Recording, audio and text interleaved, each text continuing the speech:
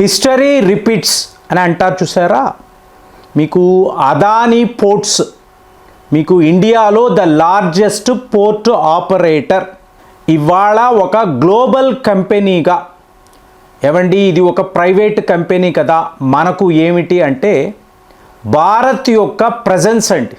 ప్రపంచ స్థాయిలో మన జాతీయ జెండా అది ఎక్కడ, లిటరల్గా మీకు United Kingdom, the great Britain అంటారు చూసారా.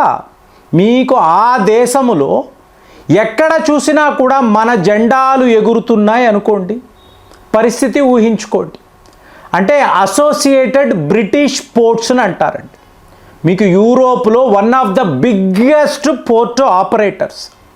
సో వాళ్ళ 21 పోర్ట్లు, 1 కాదు 2 కాదు 10 కాదు 15 కాదు, ఏకంగా 21 పోర్ట్స్ను అదానీ వాళ్ళు కొనబోతున్నారు. అంటే కింగ్ షేర్ అంటారు చూసారా, సింహ భాగం. సో మనకు రాబోతుంది. మరి ఈ దెబ్బ చూసారనుకోండి, అంటే వీళ్ళు ఈ యూరోపియన్స్, మీరు బ్రిటన్ అనండి, ఫ్రాన్స్ అనండి, పోర్చుగల్, స్పెయిన్, వీళ్ళు ప్రపంచమంతా తిరుగుతూ తక్కిన వాళ్ళ ఆస్తులను, వాళ్ళ బంగారాన్ని, వాళ్ళ వీటిని కొల్లగొట్టి మోసాలు చేసి ఏమార్చి కుట్రలు పన్ని సంపాదించి కూడా ఇవాళ ఇవి నిలబడ్డం లేదు చూసారా. సో మళ్ళీ ఇప్పుడు మన దేశాన్ని కొల్లగొట్టారు, ఇవాళ మనము గ్రేట్ బ్రిటన్ని ఆక్రమించుకునే పరిస్థితిలో ఉన్నాం. అంతే కదండి, మొన్న కూడా మాట్లాడా, ప్రతి ఒక్క కంపెనీ కూడా మనకు అమ్మడానికి వాళ్ళు రెడీ అయిపోయి ఉన్నారు. టాటాస్ జాగ్వార్ అన్నాము, ల్యాండ్ రోవర్ అన్నాము, ఇవన్నీ మాట్లాడాం కదా.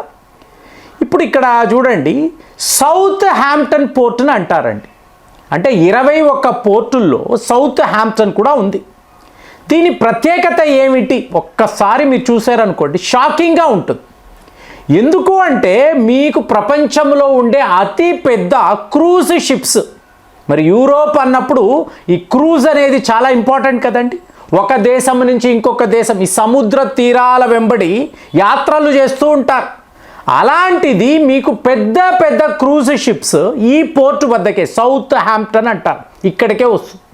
సో ఇది ఇవాళ మనం కొనేసేమో అనుకోండి, ఏమవుతుందండి, ఇప్పుడు BMW కార్లు ఉంటాయి చూసారా, వాటికి సంబంధించిన ఎక్స్పోర్ట్స్, అంటే ప్రపంచంలో లగ్జూరియస్ కార్స్ అన్నప్పుడు మీకు BMW ఉంటుంది కదా. సో వాటి ఎక్స్పోర్ట్స్ వరల్డ్ వైడ్ చెయ్యాలంటే ఈ పోర్టు వద్దకే వస్తారు. అలాగా మీకు జాగ్వార్, ల్యాండ్ రోవర్, మీకు కాస్ట్లీయెస్ట్ వస్తువులు ఏ ఉన్నా కూడా సౌత్ హ్యాంప్టన్ పోర్టు వద్దకే వస్తారు. అది ఇవాళ అదానీ పోర్టు చేతికి వస్తే అంటే ఇక్కడ ఏమవుతుందంటే మన భారతీయులు కలిసిపోతారండి. మీకు టాటా స్టీల్ అనండి, జిందాల్ స్టీల్ అనండి, అలాగే లక్ష్మీ మిట్టల్కి సంబంధించిన సంస్థలు, ఇప్పుడు వీళ్ళందరూ కలిసిపోయారు. మీకు అక్కడ ఈ పోర్ట్లు 21 పోర్ట్లు మాట్లాడుతున్నాను, ఇందులో మీకు ఎంప్లాయీస్ యూకే వాళ్ళే ఉంటారు కదా, యూరోపియన్సే ఉంటారు. ఇప్పుడు వీళ్ళందరూ ప్రమాదంలో పడతారు. అయ్యో బాబు మా ఉద్యోగాలు అంటారు. ఎవడూ కూడా సరిగ్గా ఉద్యోగాలు చేయడు, హార్డ్ వర్క్ అంటే ఏంటో తెలియదు, బద్ధకస్తులు. ఇప్పుడు మీరు హార్డ్ వర్క్ చేస్తేనే మీకు జీతము రా. ఆ రోజుల్లో మనల్ని ఎలా ఇబ్బంది పెట్టారో ఇవాళ మనము అదే చేస్తాం. నువ్వు సరిగ్గా చేయలేదా వెళ్ళిపో, మేము మా భారత్ నుంచి తెప్పించు, మన కంపెనీలు కదా. సో మన మేనేజర్లే ఉంటారు, మన సూపర్వైజర్సే ఉంటారు, కష్టపడి పనిచేస్తారు, మంచి జీతాలు ఉంటాయి. అంటే మెల్లమెల్లగా మనము యూరోప్లో మీకు యూకే అనబడే దేశాన్ని ఎలా ఆక్రమిస్తున్నామనే చెప్తున్నానండి. ఎందుకంటే వాడు అదే చేశాడు కదా.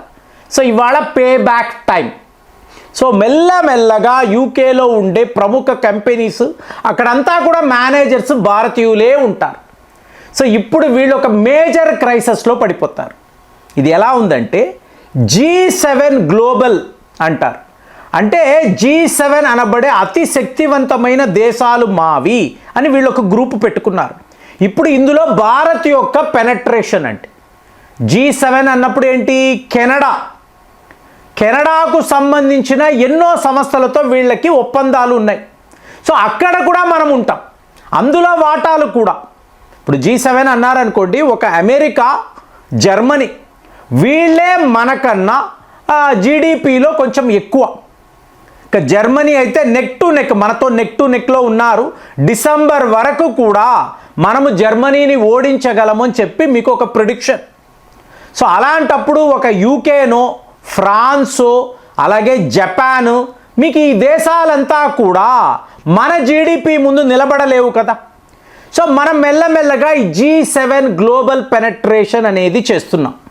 మీరు ఆలోచించారనుకోండి, చైనాను కూడా మనం కలుపుకోవాలండి. ఎందుకంటే ఓపియం వార్స్ జరిగినప్పుడు చైనా వాళ్ళు కూడా చాలా నష్టపోయారు.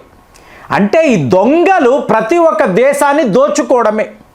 ఇవాళ భారత్, చైనా అంటే ఏషియన్ జైంట్స్ వీళ్ళు కలిసి టోటల్ యూరోప్ను కొనే పరిస్థితి ఏర్పడిపోయింది.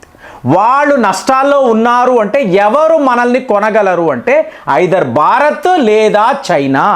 అంటే మనం ఇంత నష్టపోయి కూడా ఇవాళ మనం 24/7 మన కష్టాలను నమ్ముకొని, మన హార్డ్ వర్క్ నమ్ముకొని, మన తెలివితేటలను నమ్ముకొని ఈరోజు ప్రపంచంలో ముఖ్యంగా యూరోప్లో మన జెండాను ఎగరవేస్తున్నాం.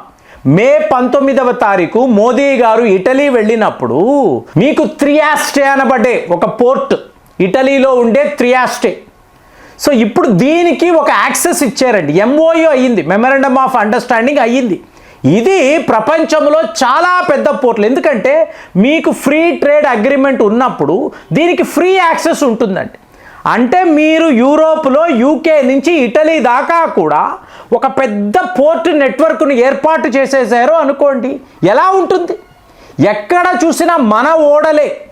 సో మన జెండానే ఇటలీ దాకా కూడా. అక్కడ మీకు ఎటువంటి ఫీ ఉండదండి.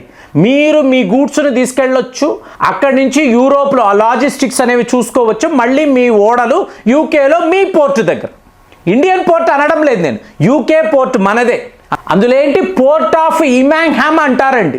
ఇది ఎంత పెద్దది అంటే మీకు steel exports, gas, oils, chemicals, చూడండి ఇవంతా ఏంటి భారత్కు మనం ఎక్స్పోర్ట్స్ చేసే.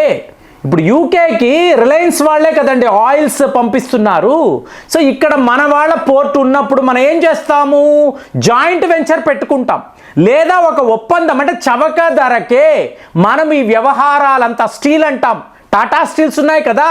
ఇప్పుడు ఇవాళ టాటా వాళ్ళు ఏమంటున్నారు, ఇలాగ మీరు అమ్ముకుంటూ పోతే రేపు యునైటెడ్ కింగ్డమ్ యొక్క ఉనికి ఉండదు, మొత్తము కూడా ప్రపంచది. అంటే మనము అనకుండా వాళ్ళను మనం వార్న్ చేస్తున్నాం.